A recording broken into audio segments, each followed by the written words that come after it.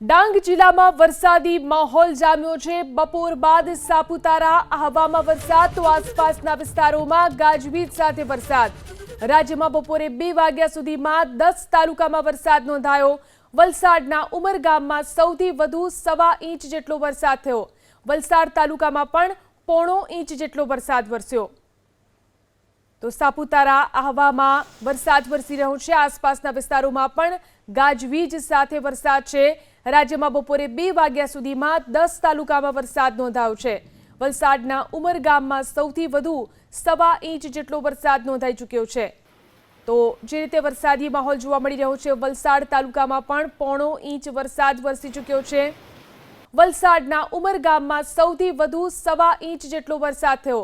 વલસાડ તાલુકામાં પણ 0.5 ઇંચ જેટલો વરસાદ વરસ્યો। તો સાપુતારા આહવામાં વરસાદ વરસી રહ્યો છે। આસપાસના વિસ્તારોમાં પણ ગાજવીજ સાથે વરસાદ છે। રાજ્યમાં બપોરે 2 વાગ્યા સુધીમાં 10 તાલુકામાં વરસાદ નોંધાયો છે। વલસાડના ઉમરગામમાં સૌથી વધુ 1.25 ઇંચ જેટલો વરસાદ નોંધાઈ ચૂક્યો છે। તો જે રીતે વરસાદી માહોલ જોવા મળી રહ્યો છે, વલસાડ તાલુકામાં પણ 0.5 ઇંચ વરસાદ વરસી ચૂક્યો છે।